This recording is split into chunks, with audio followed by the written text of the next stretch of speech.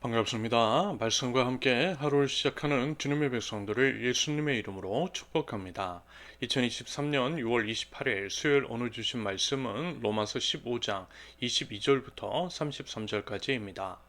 그러므로 또한 내가 너에게 가려 하던 것이 여러 번 막혔더니 이제는 이 지방에 일할 곳이 없고 또 여러 해 전부터 언제든지 서바나로 갈 때에 너희에게 가기를 바라고 있었으니 이는 지나가는 길에 너희를 보고 먼저 너희와 사귐으로 얼마간 기쁨을 가진 후에 너희가 그리로 보내주기를 바람이라.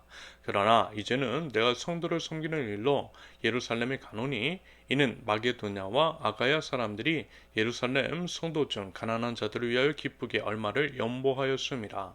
저희가 기뻐서 하였거니와 또한 저희는 그들에게 빚진 자니 만일 이방인들이 그들의 영적인 것을 나눠 가졌으면 육적인 것으로 그들을 섬기는 것이 마땅하니라. 그러므로 내가 이 일을 마치고 이 열매를 그들에게 확증한 후에 너희에게 들렀다가 서바나로 가리라. 내가 너희에게 나아갈 때에 그리스도의 충만한 복을 가지고 갈 줄을 아노라. 형제들아, 내가 우리 주 예수 그리스도와 성령의 사랑으로 말미암아 너희를 권하노니 너희 기도에 나와 힘을 같이하여 나를 위하여 하나님께 빌어 나로 유대에서 순종하지 아니하는 자들로부터 건짐을 받게 하고 또 예루살렘에 대하여 내가 섬기는 일을 성도들이 받을 만하게 하고 나로 하나님의 뜻을 따라 기쁨으로 너희에게 나아가 너희와 함께 편히 쉬게 하라. 평강의 하나님께서 너희 모든 사람과 함께 계실지어다. 아멘. 로마서, 즉 사도 바울이 로마 교회 성도들에게 쓴 편지인 로마서가 종방부를 향해 다가가고 있습니다. 그래서인지요 슬슬 편지를 정리하는 듯한 모습이 엿보입니다.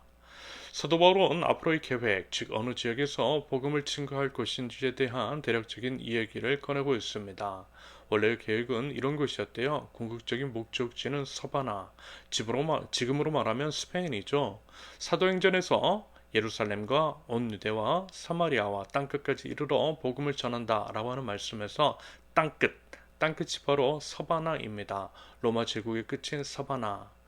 아무튼 이방인의 사도로 부르심을 받은 사도 바울은 그 당시에 땅끝이라고 여겨졌던 서바나까지 복음을 전할 것이고 그 여정 중에 로마 교회를 방문하려 했지만 그것이 막혔다라고 합니다. 하지만요 이제는 곧 다시 그 여정을 재개할 것이고요. 그러는 가운데 로마 교회에도 방문할 것임을 이야기하고 있어요.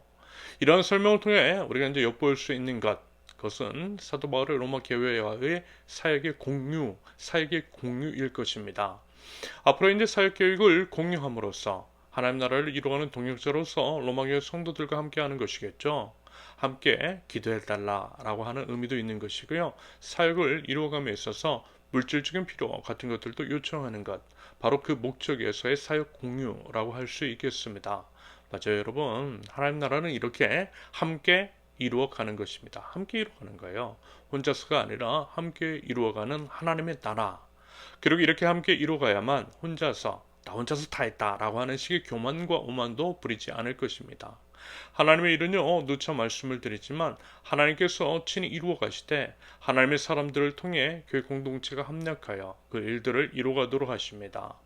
이런 맥락에서 우리는 듣고 있는 선교사님들, 비록 이제 우리도 이제 막 시작한 교회이지만 여러 선교사님들을 비록 많지 않은 물질이지만 돕고 있잖아요. 그러면서 이제 기도도 하고 마음을 쓰고 있는데 제가 이제 선교 편지라고 하는 것들을 여러분들에게 공유해 드리고 있습니다.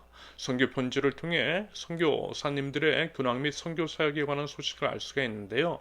그렇게 이제 우리가 하나님 나라 사역 확장, 하나님 나라 확장을 위해서 함께하고 있다라는 거죠. 여러분 부디어 우리 계속 아름다운 하나님 나라를 세워가는 일에 서로 마음을 쓰고 돕고 동력해 나갈 수 있기를 바랍니다. 여러분 우리가 이렇게 함께 할 때에 먼저는 하나님께서 기뻐하실 것이고요. 하나님께서 우리의 동력을 통해서 하나님의 뜻을 이루어 주실 줄로 믿습니다. 이어서 사도 바울이 이런 이야기를 덧붙여요. 지금 예루살렘에 잠시 들렸다 가려고 하는데 그 이유로서 마게도냐와 아가야 지방의 성도들이 예루살렘 교회의 성도 중에 가난한 사람들을 위해서 구제 헌금을 했고요. 이에 그것들을 전달하기 위함이라고 했습니다. 그러면서 이제 하는 이야기 27절에서 마게도냐와 아가야 지방의 성도들이 예루살렘 성도들에게 빚을 졌다고, 그 빚은 다름 아닌 영적인 빚이며 그 빚을 육적인 것으로 갚는 것은 마땅하다라고 하는 식으로 이야기하고 있어요. 쉽게 얘기해서 이것은 예루살렘 교회를 통해서 마게도냐와 아가야 사람들이 하나님 나라 복음을 듣게 되었으니 돈으로라도 물질로라도 성의를 표시하는 것이 맞는다라고 하는 것입니다. 어려움을 겪고 있는 예루살렘 성도를 위해서 그 물질이 쓰일 수 있도록 하는 것이 예의일 것이다 라는 거죠. 이것은 이제 현대 교회 안에서 적용을 이제 시켜보았을 때 사역자의 사례 같은 것과 연결지어 생각해 볼 수 있겠습니다. 사실 이제 목사인 제가 이 부분을 언급한다라는 것이 쉬운 것은 아닙니다. 아무튼 아마 이제 대부분의 이제 목회자들은 그럴 것 같아요. 보통 이제 목사라면요, 자기 밥그릇 많이 못 챙길 겁니다. 그래서 이제 생기가 힘든 게 있죠. 다만 이제 뻔뻔한 자들 있잖아요. 목사 같지 않은 자들, 싹군 같은 자들은 적정한 사례를 넘어 과도하게 성도들을 착취하는 경우들이 있음을 자주 보았습니다. 그런데 여러분 정말 안타까운 게 뭔지 아세요? 그것은요, 자기 밥그릇도 챙겨 먹을 줄 모르는 양심적이고 마음 약한 목사들은 챙김도 못 받고 밥도 굶고 요즘은 이중직으로 내몰리고 있는데, 반대로 이제 정교적인 가스라이팅을 일삼으면서 교인들을 착취하는 자들은 호의호식하더라는 것입니다. 그런데 그런 자들을 교인들이 추정하더라고요. 양심적인 목회자는 외면하는데 도리어 싹군들에게는 절대 충성하는 것들을 보았습니다.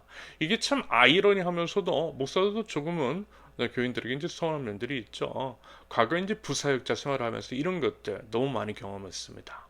아무튼 여러분, 이 부분요 꼭 유념하면 좋겠어요. 그렇다고 해서 지금 이제 헌금 강요하는 것 절대 아닙니다. 오히려 이제 우리 세우는 교회는 헌금 시간도 없잖아요. 헌금 봉투도 없습니다. 헌금하라는 이야기도 하잖아요. 오히려 온라인 헌금하는 것이 어려우면 주변에 있는 어려운 분들에게 물질을 흘려보내라고 말씀드렸어요. 헌금의 본래 목적이라는 것이 물질의 주인이 하나님이심을 인정하는 것이니 하나님의 주인이심을 인정하고 하나님의 뜻, 하나님의 시선이 머문 곳에 흘려보내면 된다라고 그랬습니다. 굳이 우리 교회에 헌금하지 않아도 된다라고 했죠. 다만 지금 말씀을 드리는 것은요, 제발 상식적인 선은 꼭 지켜주시면 좋겠다라는 것입니다. 안 그래도 스스로 청빈해야 한다라고 여기고 또 그런 삶을 살고 있는 양심적인 대부분의 목회자들에게 청빈을 너무 강요하지는 않았으면 합니다. 오히려 영적인 도움을 받고 있다면 사도 바울의 언급처럼 목회자들의 이제 생계를 책임져 주시는 것은 당연한 것이 아닐까 싶습니다. 그것이야말로 함께 지어져가는 교회가 되기 위한 가장 기본적인 성도로서의 자세가 아닐까 싶어요. 당연히 목회자들이 그것들을 오용하고 자신의 탐심을 충족시키는 수단으로 삼거나 과한 욕심을 부리면 안 될 것이고요. 최소한 한국 사회가 인정하는 수준의 생계는 책임져 주는 것이 맞지 않을까? 교회 형편이 너무 어렵지 않는다라고 한다면 그리 하는 것이 맞는다라고 생각합니다. 그러면서 이제 최근 이중직 논란, 즉 한국교회에 적지 않은 목회자들이 생계를 위해서 다른 직업을 가지면서 목회를 이어나가는 부분에 대해 교계에서 참으로 존경받는 목사님이 그 부분을 비판하는 것들을 들었는데요. 너무 가슴이 아프더라고요. 왜냐하면 그분은요, 이중직을 해야 하는 목사님들의 사정을 전혀 모르면서 함부로 이야기했기 때문입니다. 부사역자의 생활을 하면서 온갖 착취를 당하고 아무것도 가진 것 없이 쫓겨나는 상황도 전혀 모르고 있는 그분. 그러면서 본인은 정작 사장으로 살았고요. 목회를 하면서 출판사도 있고 한 번도 부유하지 않았던 적이 없었거든요. 그랬던 분이 자금의 상황 속에서 부사역자의 삶을 도대체 얼마나 알고 있을 것이며 어쩔 수 없이 이중직을 하면서까지 목회를 이어나가는 목사님들을 어떻게 이해할 수 있을까 싶습니다. 얘는커녕 그런 식으로 편매하고 비난 판단하는 것이 너무나 실망스러웠습니다. 제발 여러분 각 교회들이 상식적일 수 있기를 바라고요. 서로를 존귀히 여겨주었으면 좋겠습니다. 공생과 상생을 추구하면서 아름다운 하나됨을 이뤄나가자라는 것입니다. 마지막으로 30절에서 33절까지 역시 동역자로서 로마교회 성도들에게 기도 부탁을 하는 내용입니다. 선교사님들도 선교 편지에 기도 제목을 꼭 넣어주시잖아요. 바로 그러한 의미로 받아들이시면 되겠습니다. 계속 반복되는 말씀, 공동체로서 함께 하나님의 나라를 이뤄나가는 모습입니다. 여러분, 하나님 나라는요, 함께 어우러지는 것입니다. 모두가 함께 어우러지면서 서로를 존중하고 서로를 배려하고 서로의 생존권을 지켜주며 함께 지어져가는 것, 그것이 하나님의 나라인 거죠. 부디 하나님 나라가 어느 어떤 곳인지를 분명하게 알아 그 나라를 함께 이뤄나갈 줄 아는 저 여러분들, 하나님 나라 백성들 모두가 되실 수 있기를 예수님의 이름으로 축원합니다. 함께 기도합니다. 하나님 안에서 아름답게 그리고 함께 지어져가는 하나님 나라 공동체 되게 하옵소서. 서로를 사랑하고 존중, 배려하는 가운데에 서로를 존귀히 여기고 최소한 상식적인 선은 지켜주면서 공생과 상생, 지속적인 공존을 지향해 나가는 저희 될 수 있도록 하나님 저희를 인도하여 주시옵소서. 하나님 나라 복음을 들고 나간 선교사님들을 우리 하나님 기억해 주시고 함께 하시며 지켜주시사 저희도요 마음과 기도와 물질로서 합력하여 하나님 나라를 함께 확장해 나갈 수 있도록 하나님 저희를 사용하여 주시옵소서. 예수님의 이름으로 기도합니다. 아멘. 하나님께서 오늘 주신 말씀과 각자의 기도 제목을 놓고요, 우리 잠시 기도하겠습니다.